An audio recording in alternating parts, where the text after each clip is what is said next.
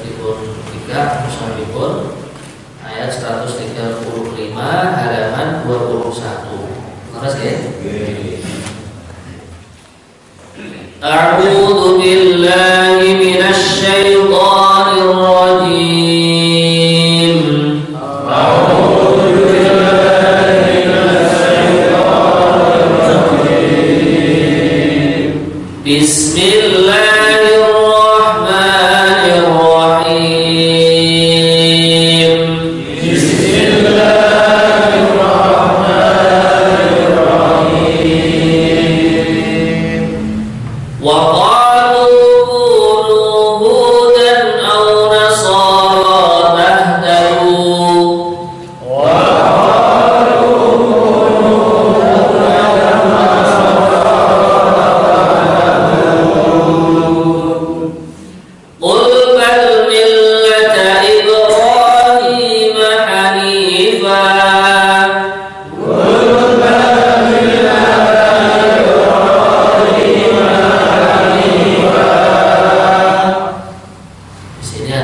Contoh bacaan qalqalah ya. Tiba. Nah ini ya syukur dibaca qalqalah atau muradul. Qul bal millata Ibrahim hanifa. Qul bal millata Ibrahim hanifa. Wa ma kana minal musyrikin.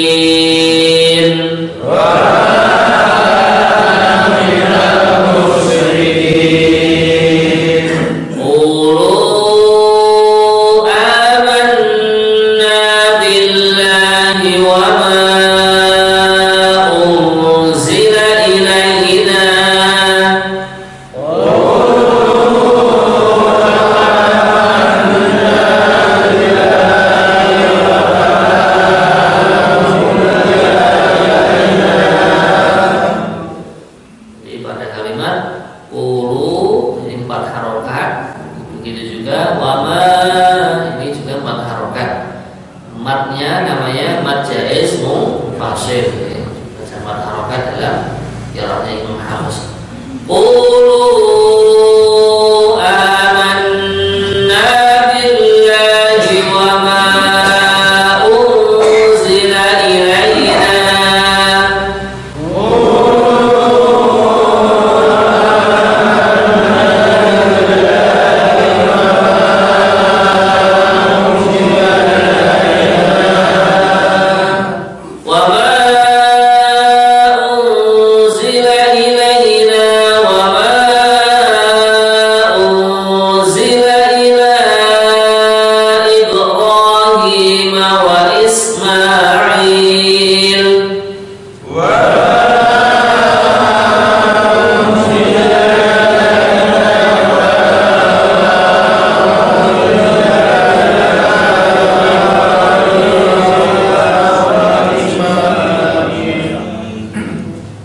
Wa Ismail wa Ishaq wa Ya'qub wal asbaq.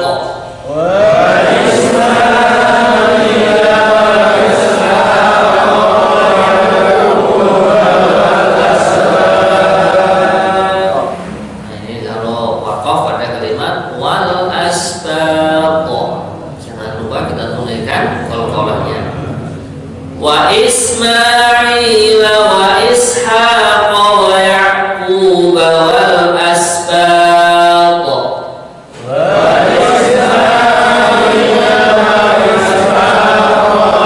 Ya'qub wal asbaq wa ma utiya Musa wa Isa.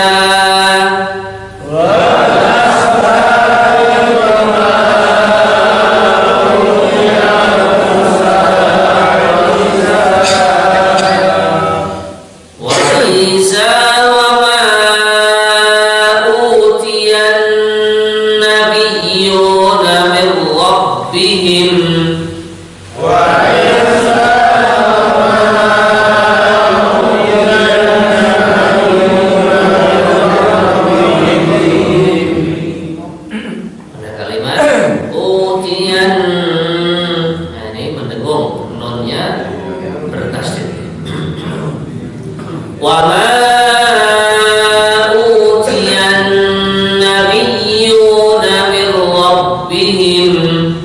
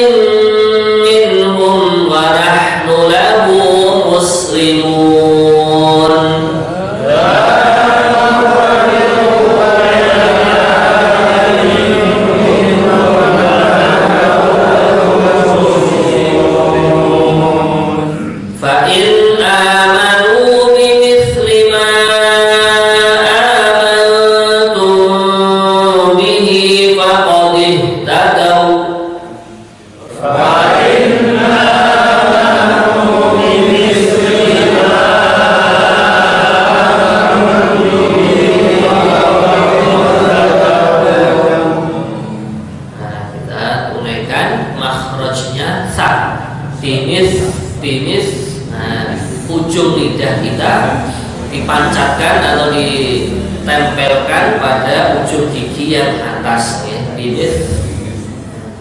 Fa in amanu bimithli ma amantum bihi faqad ihtadaw. Fa in amanu bimithli ma amantum bihi faqad ihtadaw. Wa in tawallaw fa innama hum fi shiqaq.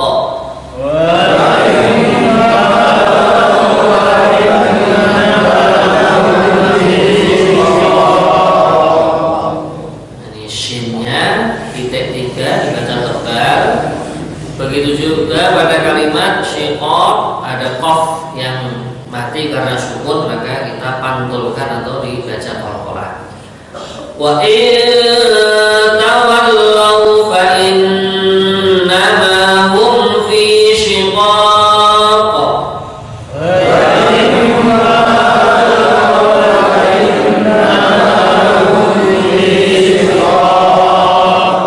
Fasayakfikahumullah.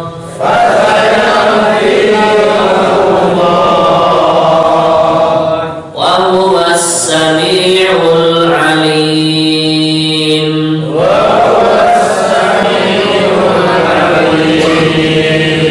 Sibratallah.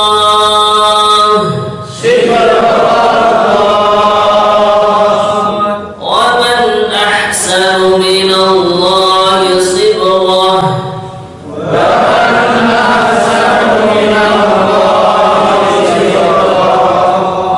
Wa nahnu lahu abidun.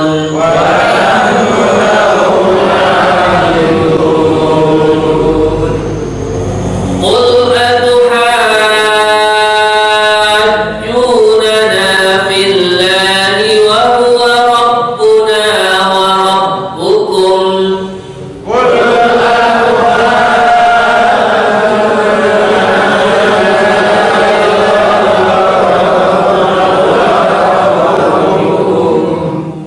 Di sini pada kalimat atuhaj, nah, dibaca panjang 6 harokat.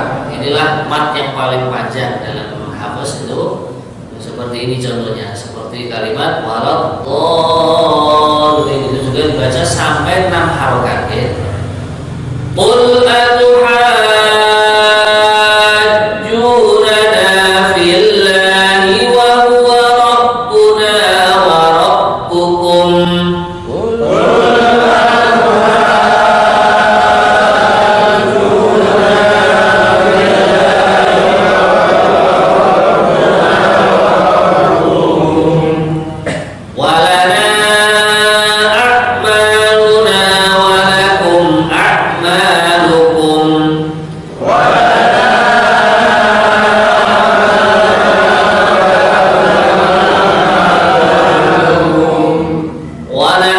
له مخلصون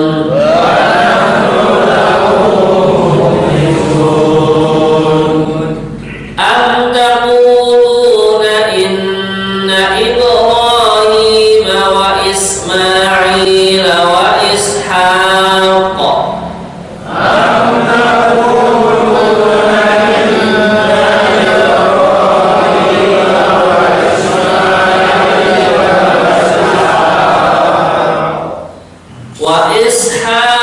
ويعقوب والأسباط كانوا هودا أو نصارى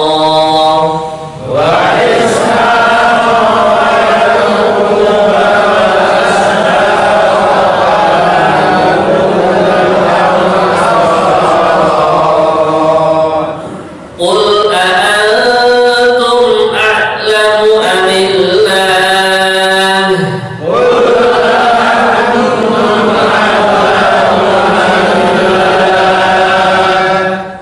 ومن أظلم ممن كتم شهادة عنده من الله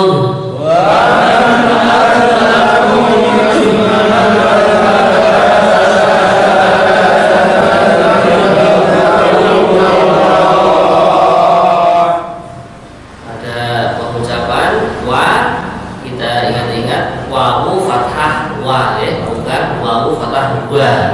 Ini agak lebih tipis ya.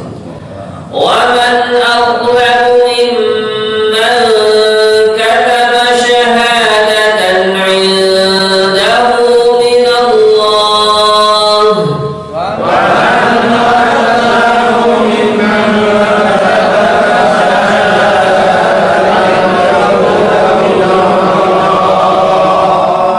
وما الله بغافل عما تعملون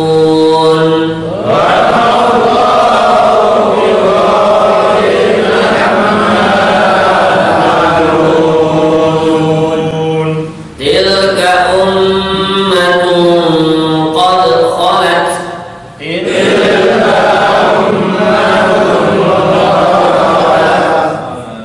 لها ما كسبت ولكم ما كسبتم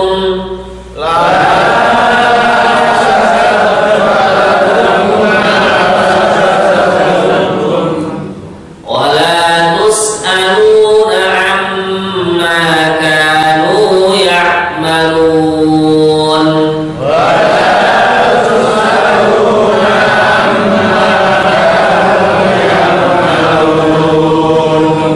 صدق الله العظيم.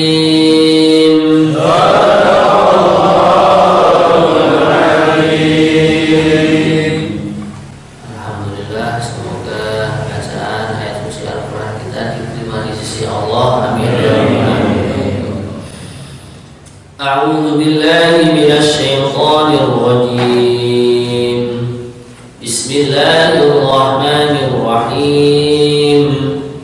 Wa qalu kunu hudan aw nasara tahtadu qul bal millata Ibrahim hanifa wa ma kana minal musyrikin. Yang artinya ayat 135, dan mereka berkata, jadilah kamu penganut Yahudi atau Nasrani, niscaya kamu mendapatkan petunjuk. Katakanlah wahai Muhammad, tidak, tetapi kami mengikuti agama Ibrahim yang lurus, dan dia tidak termasuk golongan orang-orang yang mempersekutukan Tuhannya. Jadi hadirin, ayat ini menerangkan orang-orang Yahudi pun tidak mau tinggal diam. Nah, begitu juga orang Nasrani.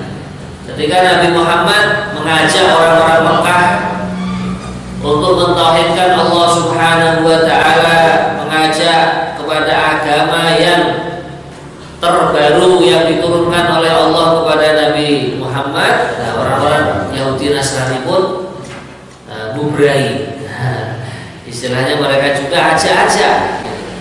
Maka orang-orang Yahudi pun mengatakan kunu ala millatina yahudan tahtadu. Wa qala an-nasara kunu nasara tahtadu. Kalian ikut Yahudi aja, nanti kalian dapat petunjuk. Orang Nasrani juga gitu, nggak mau kalah diam, nggak mau diam dia. Akhirnya pun mengajak orang-orang Mekah sana. Enggak, kalian juga ikut agama kami, agama Nasrani yang dibawa Nabi Isa alaihi salam. Akhirnya Allah pun menjelaskan, Qul bal millata Ibrahim hanifa. Ya kalau sudah diturunkan Nabi yang berikutnya, Rasul yang berikutnya, nah, di antara hikmahnya Nabi diperintahkan oleh Allah untuk mengatakan ikuti agama Nabi Ibrahim, karena di antara maksudnya kurang lebihnya agama Islam dengan agama yang dibawa Nabi Ibrahim ini tidak jauh berbeda. Nah, dari segi tatanan syariatnya dan lain sebagainya itu tidak jauh berbeda, kan? Tetapi tetap ketika sudah diutus yang mulia Nabi Agung Muhammad SAW, maka semua agama itu sudah masuk di dalam agama Islam.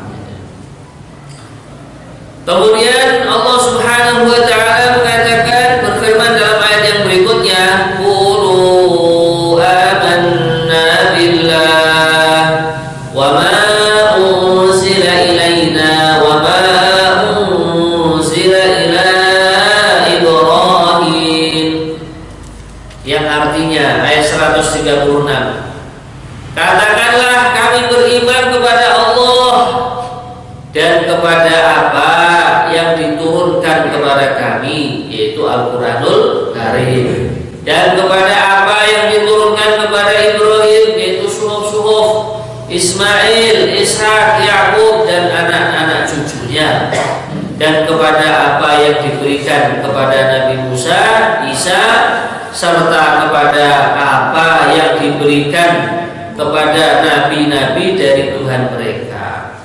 Kami tidak membeda-bedakan seorang pun di antara mereka, dan kami berserah diri hanyalah kepada Allah. Jadi hadirin sekalian, ayat ini menegaskan bahwasanya agama yang Allah turunkan kepada nabi-nabi sebelum Nabi Muhammad SAW itu sebenarnya akidahnya itu sama saja, yaitu iman kepada Allah atau mentauhidkan kepada Allah. Hanya saja di dalam pengaturan syariat. Nah, di sini mungkin ada sedikit perubahan atau penggantian atau pengurangan atau penambahan. Nah, akan tetapi agama yang dibawa oleh Nabi Muhammad itulah agama yang paling sempurna, dan semua agama-agama yang lain yang Allah turunkan kepada Nabi dan Rasul sebelumnya ini sudah masuk di dalam agama Islam. Nanti akan dijelaskan dalam surat yang lain. Allah telah berfirman, Al-yawma akmaltu lakum dinakum. Pada hari ini aku Allah telah menyempurnakan untuk kalian semua agama kalian semua. Jadi tatanan agama Islam itu sebenarnya sudah sempurna, baik yang berkaitan dengan tatanan pribadi setiap orang, baik yang berkaitan tatanan kehidupan berkeluarga, kehidupan bermasyarakat, kehidupan dalam bertetangga. Ini semua sudah diatur. Salah satu contoh kehidupan berkeluarga, Allah mencontohi keluarga yang berhasil, keluarganya Sayyidina Luqmanul Hakim. Keluarga yang berhasil, keluarganya Sayyidina Imran, sehingga menjadi nama surat dalam Al-Quran, Ali Imran. Ali itu artinya keluarga, pakai hamzah alun. Kalau pakai ain, Ali itu artinya tinggi. Nanti di dalam juz 21 itu juga ada surat Luqman, yaitu karena keberhasilan Sayyidina Luqman mendidik istrinya, mendidik keluarganya, sampai ceritanya pun diabadikan oleh Allah sehingga menjadi nama surat dalam Al-Quran. Kehidupan dalam bermasyarakat, misalkan sudah dicontohi bagaimana masyarakat yang dibimbing oleh baginda Nabi Muhammad Shallallahu Alaihi Wasallam. Muhammadur Rasulullah walladzina ma'ahu asyidda'u 'alal kuffari ruhama'u bainahum. Muhammad Rasulullah dan juga orang-orang yang bersama beliau, yaitu para sahabat. Nah, bahkan dikuatkan di dalam hadis, sebaik-baik masyarakat, sebaik-baik generasi adalah generasinya Nabi Muhammad dan para sahabat. Khairul quruni qarni. Nah, maka di sini Allah Subhanahu wa taala menegaskan la nufarriqu baina ahadin minhum. Allah tidak membeda-bedakan antara Nabi Ibrahim, Nabi Ismail, Nabi Ishak, Nabi Yakub dan anak cucu beliau, dan juga antara yang mulia Nabi Agung Muhammad SAW. Akan tetapi nanti di ayat yang setelahnya Allah menegaskan, nah kalau sudah diutus Nabi Muhammad, ya kita iman kita ya sudah mengikuti iman yang diajarkan oleh baginda Nabi Muhammad SAW. Kalau mengatakan di sini, fa in amanu bimithli ma amantum bihi faqad ihtadaw wa in tawallaw fa innama hum fi shiqaq fasayakfikahumullah wa huwas samiul alim. Ayat 137, maka jika mereka telah beriman sebagaimana yang kamu imani, sungguh mereka telah mendapatkan petunjuk. Tetapi jika mereka berpaling, sesungguhnya mereka berada dalam permusuhan denganmu, maka Allah mencukupkan engkau wahai Muhammad terhadap mereka dengan pertolongannya, dan Dia Maha mendengar lagi Maha mengetahui. Nah, jadi mereka itu siapa? Ya orang-orang Yahudi, ya orang-orang Nasrani, ya juga orang-orang yang mengikuti ajaran Nabi dan Rasul yang lain setelah diutusnya Nabi Muhammad. Kok mau iman seperti iman yang diajari oleh Nabi Muhammad? Faqadih tadau. Sungguh mereka telah mendapatkan hidayah, telah mendapatkan petunjuk dari Allah. Tapi sebaliknya, setelah diutusnya Nabi Muhammad di usia beliau yang ke-40 tahun, dilantik menjadi seorang nabi dan seorang rasul, kok agama-agama yang lain kok berpaling? Fa innama hum fi shiqaq. Sungguh mereka di dalam permusuhan denganmu. Itu shiqaq. Maknanya apa? Kalau orang kok musuhi kekasih Allah, bahkan memusuhi pimpinannya para nabi, para rasul, yaitu baginda Nabi Muhammad, ini bahaya. Nah, orang yang bermusuhan dengan walinya Allah saja, kekasihnya Allah. Jadi kadang kita sering mendengar kalimat wali. Wali itu apa?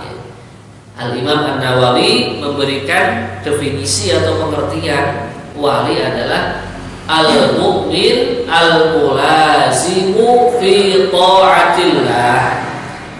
Orang yang beriman kepada Allah atau seorang mukmin yang dirinya selalu usaha istiqomah mentaati perintah Allah, itulah wali atau kekasih Allah.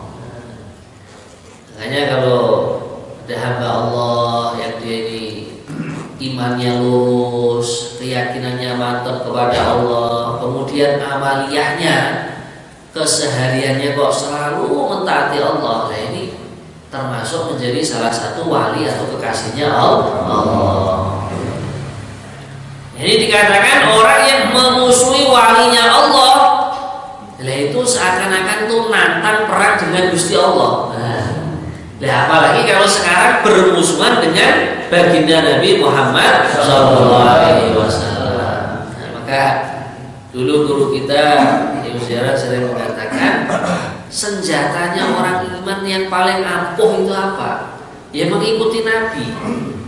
Karena kalau orang itu sudah mengikuti Nabi, orang kalau sudah mengikuti akhlaknya Nabi, mengikuti sunnahnya Nabi, mengikuti tindak tanduknya Nabi, Nabi, perilakunya Nabi, ya orang tersebut akan dibela langsung oleh Allah. Nah, kalau orang sudah dibela oleh Allah, kok ada orang musuhi dia, berarti sama saja nantang perang dengan Allah. Nah, kalau orang nantang perang dengan pendekar aja, mungkin kemungkinan kecil menang, gitu. Bahkan dia bisa kalah, bisa KO gitu. Nah, apalagi sekarang kalau nantang dengan Zat yang maha menciptakan para pendekar, yang maha menciptakan orang-orang yang jagoan, yaitu Allah Subhanahu wa ta'ala, maka otomatis dia akan kalah. Maka dulu sering disampaikan dalam tausiah-tausiah. Jadi kalau orang itu sudah punya senjata yang namanya mendekatkan diri kepada Allah, mendekatkan diri dengan mengikuti Rasulullah, itu sudah. Orang kok musuhi dia, gak usah diapa-apakan, nanti KO sendiri. Pasti akan hancur sendiri. La ilaha illallah. Nah, jadi di sini orang kok berpaling dari agama, tatanan syariat yang dibawa oleh baginda Nabi, diumbar saja, dibiarkan saja, karena dia hakikatnya bermusuhan dengan Nabi. Kalau bermusuhan dengan Nabi, berarti sama saja bermusuhan dengan Allah. Nah, kalau orang musuhan sama Pak Lurah kan nanti akhirnya akan diperangi orang desa gitu. Nah, kalau musuhan sama Pak Camat akan diperangi orang kecamatan, begitu juga kabupaten, provinsi lah. Apalagi kalau musuhan dengan Allah, Zat yang menciptakan alam semesta dunia dan segala isinya. Dari 5 benua itu semua yang menciptakan Allah, maka dalam bahaya besar.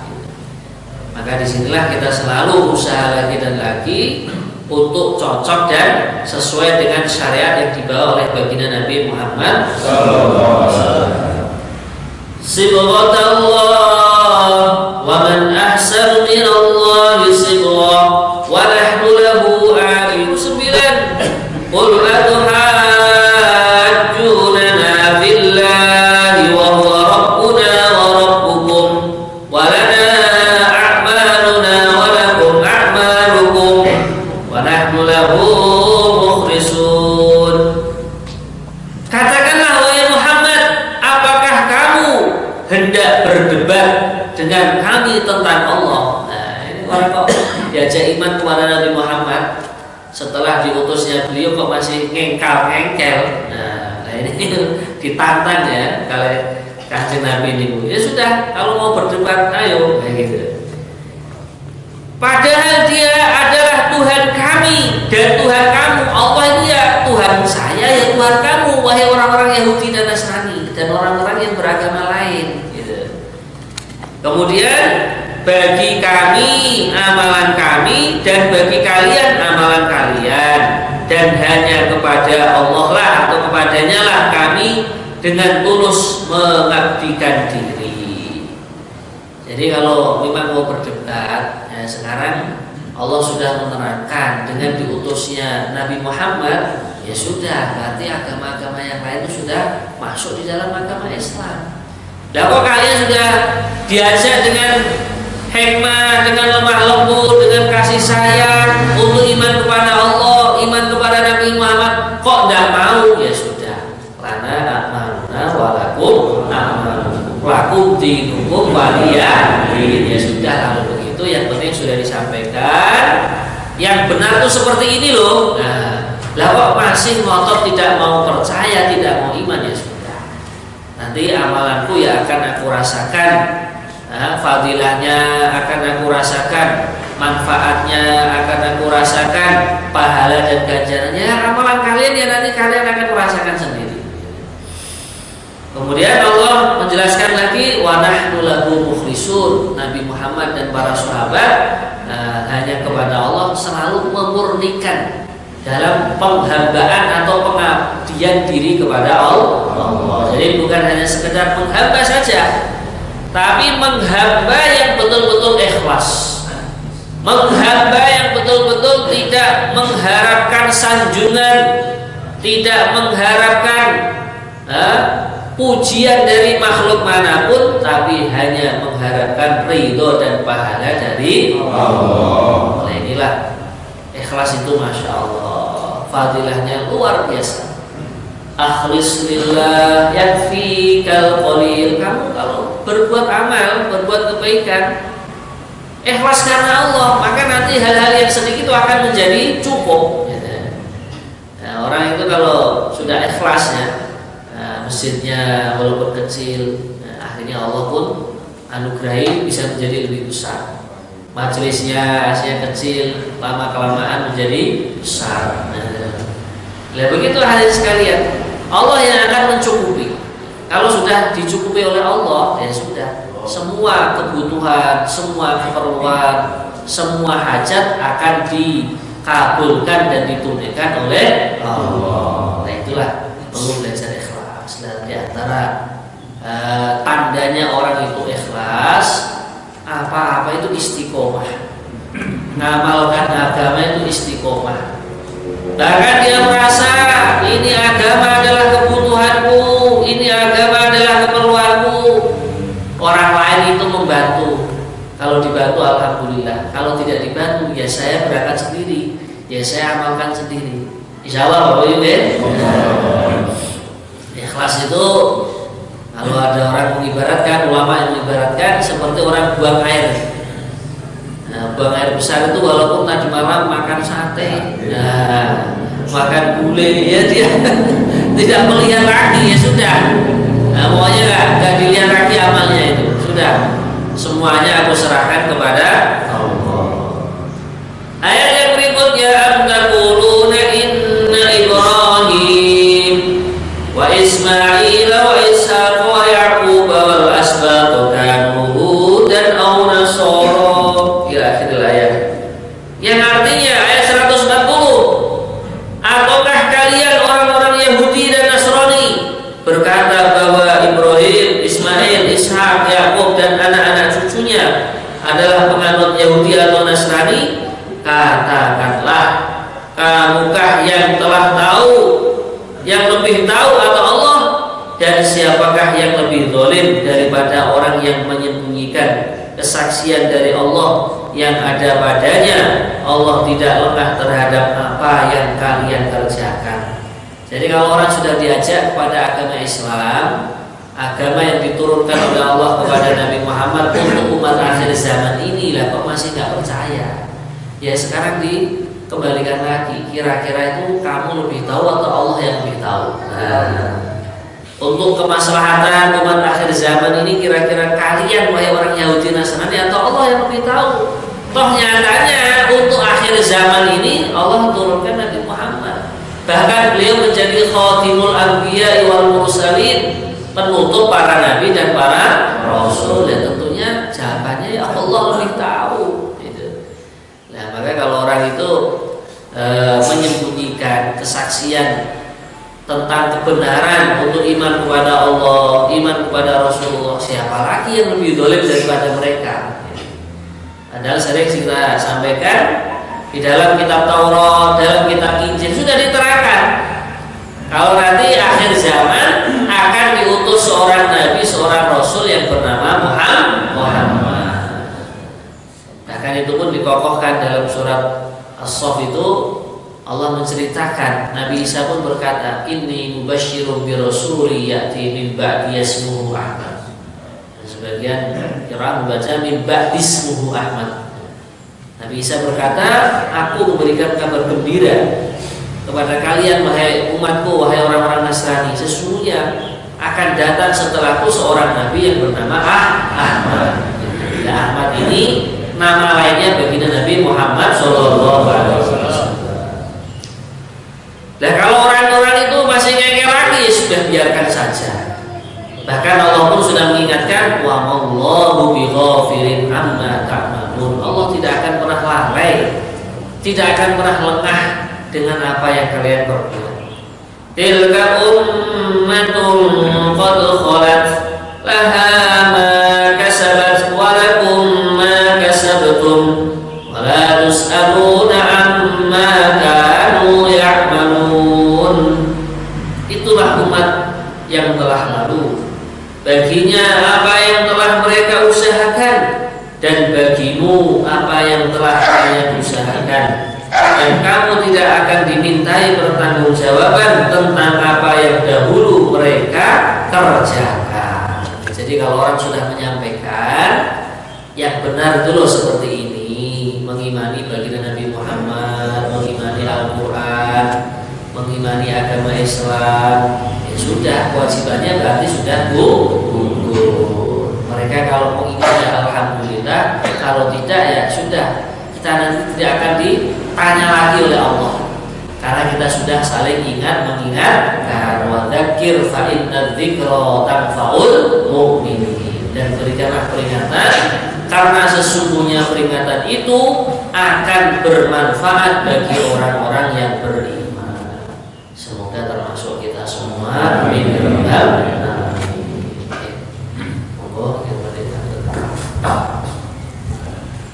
Monggo sekarang tujuannya saat disebenarnya jawab. Pertama kali kami berkesempatan untuk ibu-ibu, monggo silakan ibu yang tanya.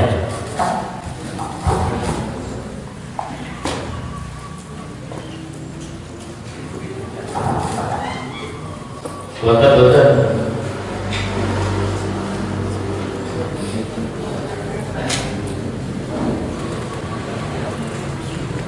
Silakan ibu. Tidak. Ya, alhamdulillah. Sekarang untuk bapak-bapak, monggo bapak-bapak yang tanya. Monggo bapak.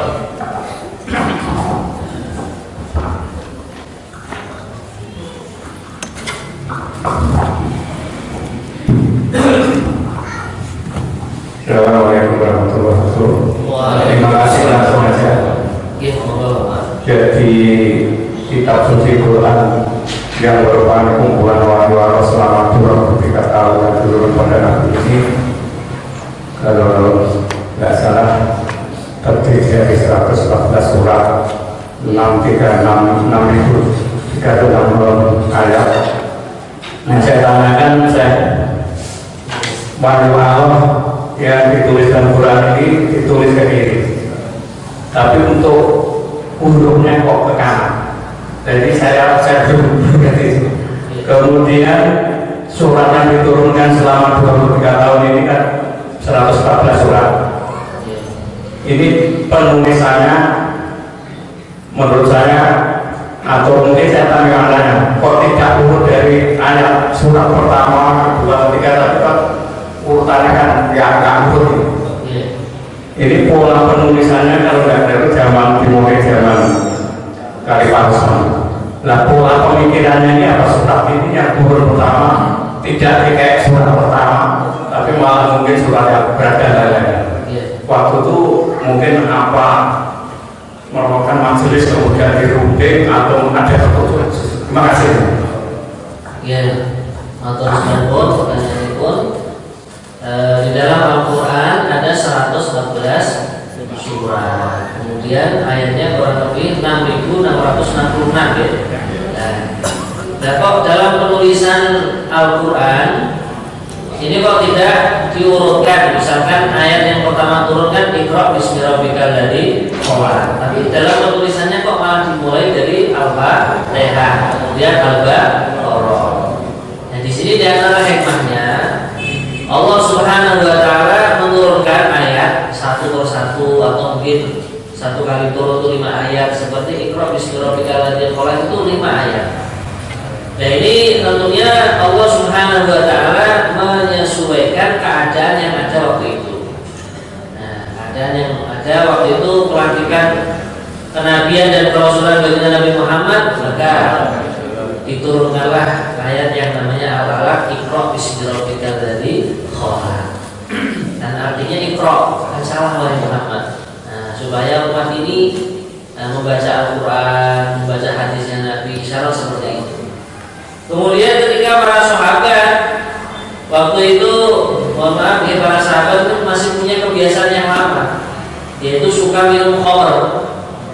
Nah, kemudian sahabat ketika sudah mulai iman, sebagian pun masih minum khamr, sehingga ketika sholat mereka itu lupa bilangan rakaat berapa. Akhirnya Allah pun menurunkan, pertama itu bukan larangan, menjelaskan di dalam khamr itu ada manfaat, ada bahaya. Nah, ketika imannya para sahabat sudah kuat, langsung diharamkan. Hurrima alaikumul maitatu waddamu wa lahmul khinziri ila akhir ayat itu. Nah, maka di sini menyesuaikan keadaan yang ada, masalahnya itu apa, nasihat Allah yang paling cocok, yang paling pas dengan keadaan yang ada waktu itu. Nah, kemudian di dalam penulisan atau pembukuan kitab suci Al-Quran ini, itu sebenarnya sudah dimulai dari zamannya baginda Nabi Muhammad SAW. Cuman penulisannya belum berupa di kertas, masih di kulit onta, kulit kambing, bahkan masih ada di tulang-tulang onta yang besar-besar itu. Nah, waktu itu juru tulisnya adalah Sayyidina Salman Al-Farisi, orang Paris.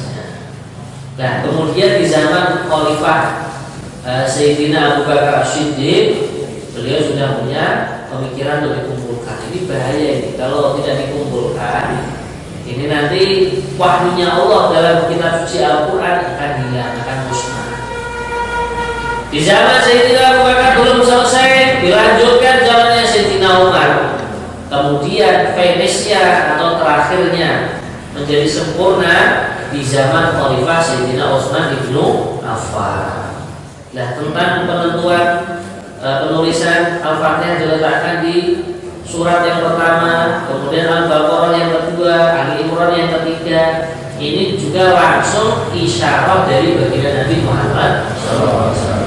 Jadi namanya tauqifi. Tauqif itu penentuan langsung dari Nabi. Jadi bukan para sahabat itu hanya membukukan saja.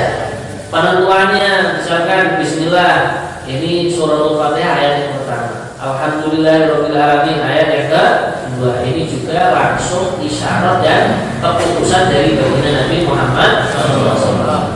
Adapun pelaksana pembukuannya sudah dimulai dari Khalifah Abu Bakar As-Siddiq, dilanjutkan Sayyidina Umar bin Khattab, dilanjutkan oleh Sayyidina Utsman bin Affan. Dan ketika kepemimpinan Sayyidina Utsman bin Affan sudah selesai penulisannya, sehingga rasulnya itu atau penulisannya itu sering dalam Al-Quran itu ada kalimat Ar-Rasmu Al-Utsmani. Nah, ini orang Saudi ya. Perkataan Pak ya? Cukup jelas? Ya. Hurufnya aspek. Ya. Kalau misalnya ke kiri, hurufnya kan tetap ke kanan larinya. Dari kanan malah ke kiri. Ya, tulisannya itu kan ya. Tulisannya dari kanan ke kiri. Kalau di Indonesia dari kiri ke kanan. Tapi untuk hurufnya kok tidak begitu ya. Yeah. 1, 2-nya 11, 12 itu kan enggak ke kiri ke kanan. Yeah. Jadi memang kalau agama Islam itu di dalam hadis diriwayatkan oleh Sayyidah Aisyah sudah salah, karena Rasulullah SAW yujibu at-tayammunu fi sya'nihi kullihi. Nabi itu dalam semua bidang, semua aspek itu suka yang kanan, ya, mendahulukan yang kanan, kecuali dalam urusan istinja atau urusan yang berkaitan dengan toilet. Maka kalau masuk toilet yang kiri dulu, gitu. Nah, nanti kalau keluar dari toilet ya kanan. Kalau masuk masjid kanan, masuk rumah sunahnya kanan. Maka begitu juga dalam penulisan Al-Quran itu dari kanan. Arab itu dari kanan. Gitu. Nah, kalau bahasa Indonesia atau mungkin bahasa-bahasa yang lain dari kiri ke kanan. Kanan berarti timur. Oke, orang malah yang berarti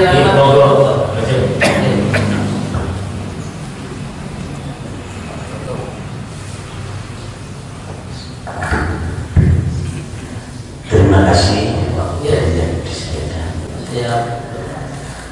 Kesempatan ini saya akan menanyakan dua hal. Namun isi karena saya jamaah balik untuk memperkenalkan diri, nama saya Abdul Alhamad dari KPR Asabri 1. Yang pertama, kajian beberapa minggu yang lalu tentang keutamaan dan fadilah ngaji Quran dan membaca Quran akan menemani ketika kita mati sejak dikafani hingga hari kiamat. Terkait dengan itu, saya hari ini tadi ngaji dengan Ibu. Apakah fadilah dan utamanya ngaji dengan HP sama dengan mushol? Mohon penjelasan. Yang kedua, terkait dengan masuknya yang lahat ketika kita mati, terkait dengan sholat mahfud yang di situ dijelaskan bahwa tidak akan masuk yang kubur seorang hamba yang rajin membaca sholat mahfud kecuali dijemput oleh Nabi. Mohon pencerahan. Terima kasih. Assalamualaikum warahmatullahi wabarakatuh. Mengaji Al-Quran dengan HP, fadilahnya apa? Fadilahnya kalau HP itu kan lebih simpel gitu.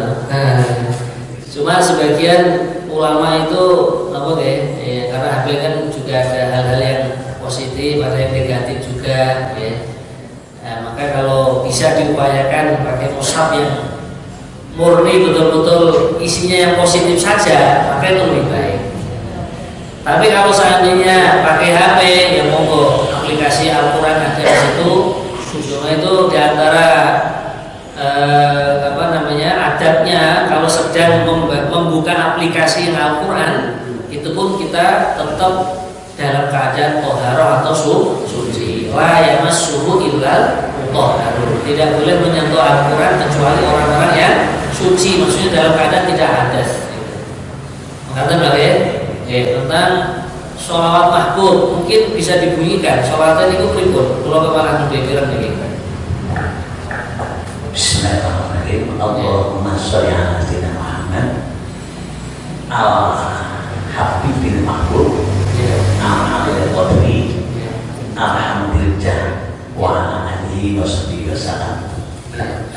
Tentang sholawat memang bentuk sholat kan sangat banyak sekali. Bahkan sebagian ulama pun ada yang mengarang bentuk sholat itu namanya sholat fulus, sholat duit.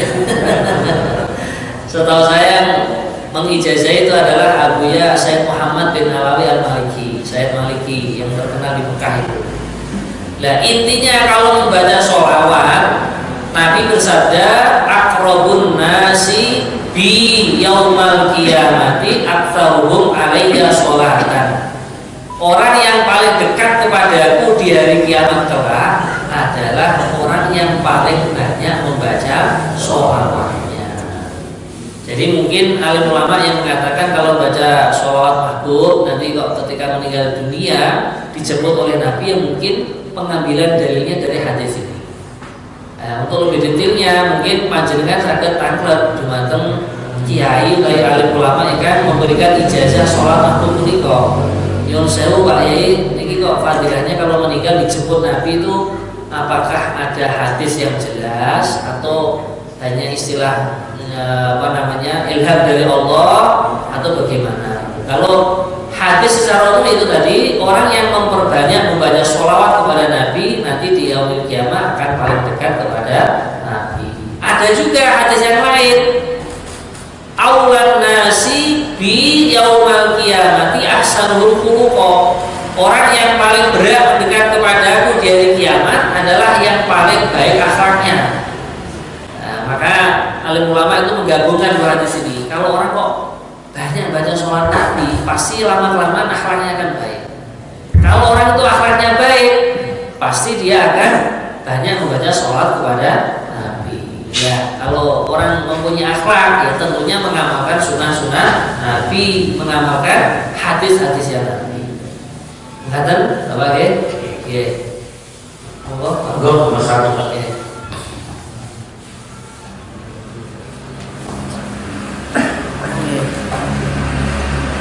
Oh gitu.